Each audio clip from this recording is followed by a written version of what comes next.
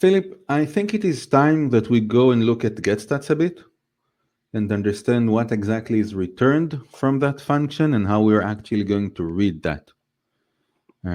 I've been doing that for quite a lot of time, and the analysis part and monitoring, and it all relies on, or a lot of it relies on getStats. But at the end of the day, just preparing for this session taught me a few new things that I just didn't know or didn't remember well. So I think it's a good time to start looking at it. Mm-hmm. So if I think about it, the first thing that we do is we go call getStats.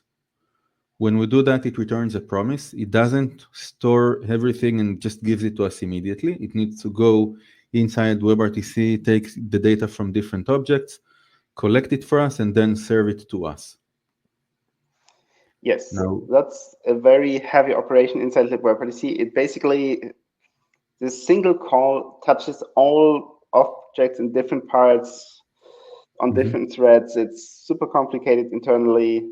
But in JavaScript, it's just like a promise with an object. yeah, and I can do it on a single media stream track if I want to. Yes, but I wouldn't do that because that is just doing the same amount of effort internally and then filters it. Yeah. Okay. So let's say we went into the pure connection, called getStats, waited for the reply like we're doing here in this code example.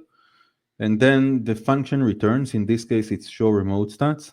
It's not the one that we're actually showing on the right because there's somewhere in between. We just took one of the samples of WebRTC, the official samples, and copy pasted the code from there into here.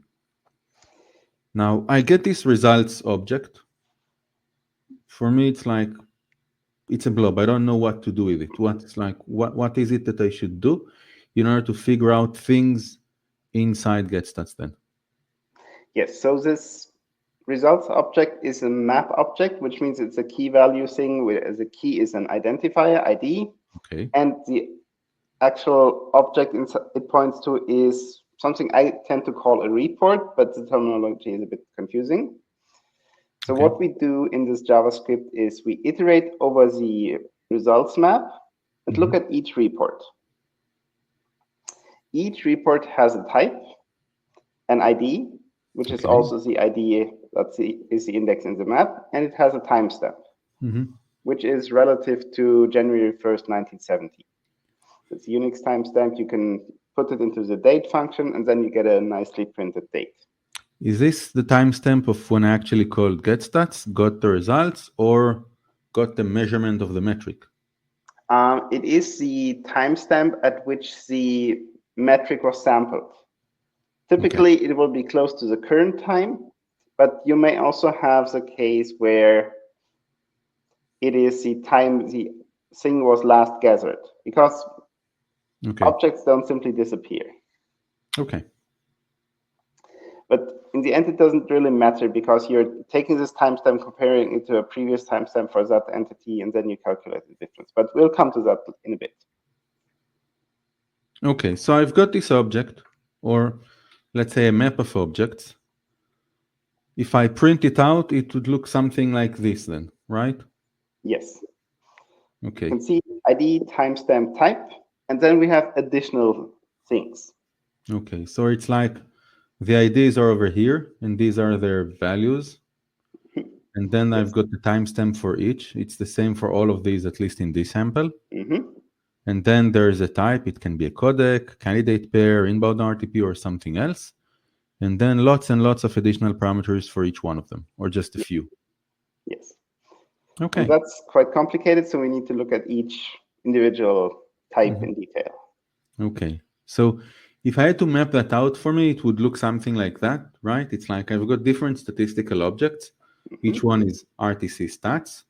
They have ID, which is how I identify them inside this map.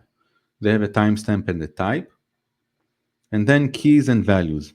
Now, some of these keys might be an ID, and that ID would actually go and point into a different RTC stats object within the same result map that I got. Yes. One example for that is inbound RTP, which has a codec ID, which tells you this is a codec I'm receiving. Okay. Now, The other way that I started looking at it when I tried to look at all of the different objects that we have there is to say, you know what? Let's look at the types and let's try to build a structure, kind of a tree of the dependencies between them, which IDs go and point to which others. And then you get this from the specification. So I've got the different stats like codec, inbound RTP, outbound RTP, remote inbound, remote outbound, all of these. Each one of them has a dictionary, which is a list of fields that they have. So we marked in yellow the ones that are internal pointers. So you said that the inbound RTP, I think, has a remote ID that would point to the remote outbound RTP object, to this one. Yes. Okay.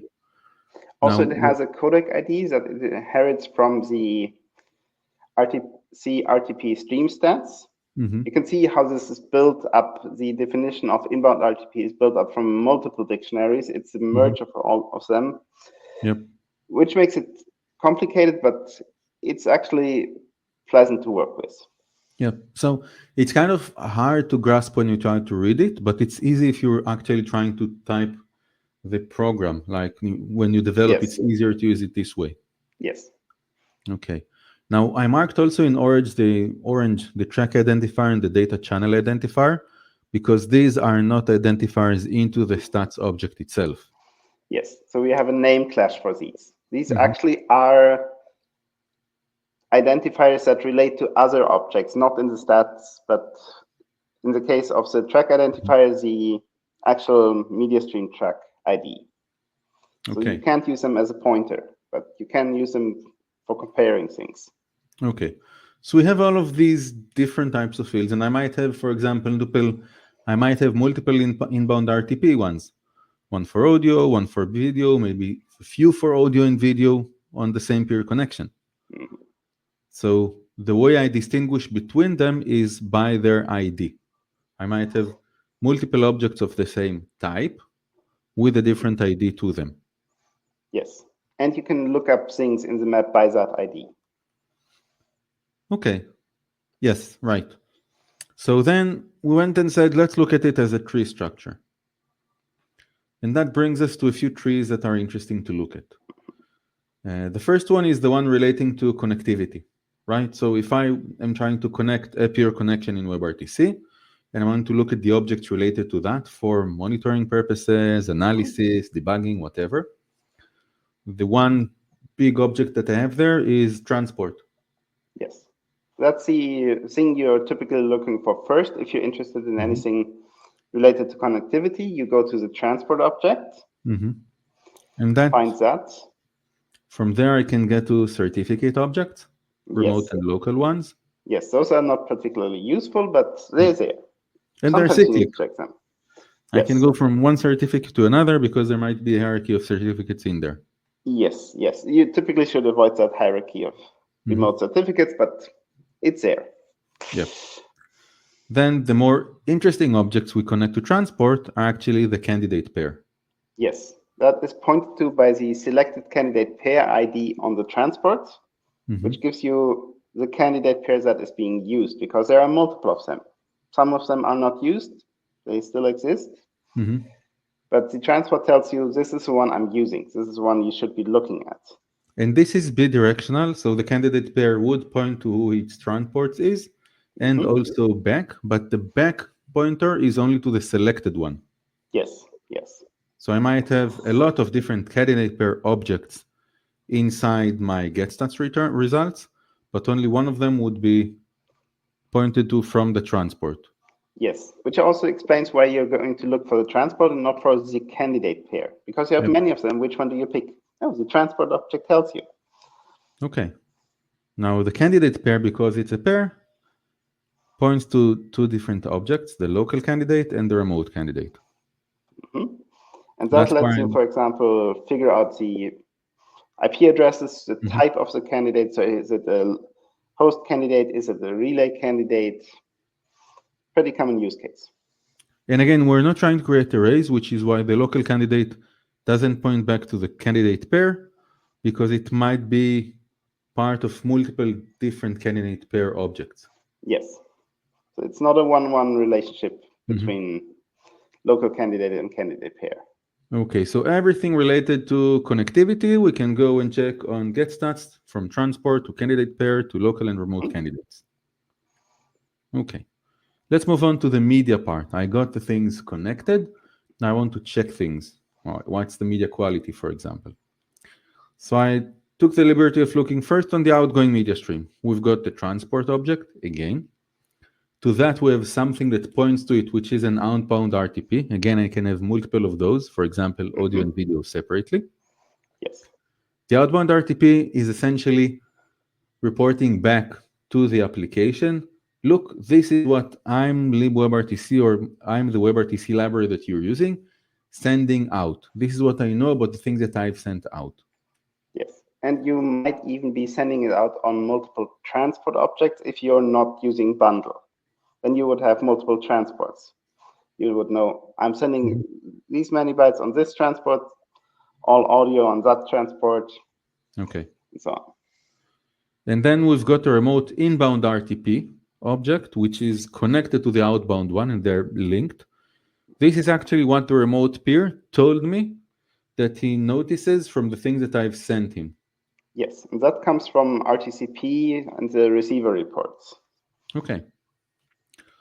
Then on top of that, we have the codec object. Yes, that's basically, oh, I'm sending this payload type. This means I'm sending Opus as a codec, or H.264, or VP8. Yeah. And on the outbound, we also have the media source. Yes, it's basically the object that's telling you this is where my frames come from, this is where my microphone comes from. The microphone and Yes. the camera. Okay. Yes. Okay. On the inbound or the incoming, we have something similar but different. We've got transport and then inbound RTP connected to it. The other object would be the remote outbound RTP. So inbound RTP is what I actually got from the remote side, and remote outbound RTP is what the remote side told me that he sent me. Yes, in RTCP sender reports. Okay. And then again, we have the connectivity to the codec. And here we have an object connected for media playout that is only relevant for the audio. Yes, because for audio, we know we have a single thing that is playing at the end of the day. For the video, we can have the video from the same media stream displayed in multiple videos. And we don't have a single thing that says, oh, this is what we rendered. Yep. Okay. Now we have other different objects. They're like orphans from my point of view, like the peer connection or the data channel. There you have a single peer connection object there, and you can have multiple data channels, one with additional metrics in them, but they're not that interesting in a way. Yes, I mean, data channel is interesting if you're looking at statistics. How much did you send over which data channel? But I've never done that in practice. I think when I thought about it, when preparing for it, I thought about the data channel, and the reason it's not interesting, at least the way I see it, is because at the end of the day, the information that you get from the data channel in terms of metrics, you already know. Yes. It's like, I sent it, I received it. You're not going to tell me things like packet loss or jitter. If you got me this, that would be interesting to me, but it's not. So it's like, I can calculate it on my own. So thank you for doing that. But it's just that, that's about it. Yes. Okay. Whereas, for example, for all the media, you don't even know how LibWebRTC is behaving without getStats. What is the target bitrate? We don't know. Yeah. getStats tells us. Okay. So we've seen a very powerful API called getStats. We looked into it to understand how it is built and structured so that it would be easier for you to go and look at stuff in there. If you want to learn more about WebRTC, the things that we're doing, the courses that we have, the WebRTC Insight service, come and follow us at bloggeek.me. Thank you. Thank you.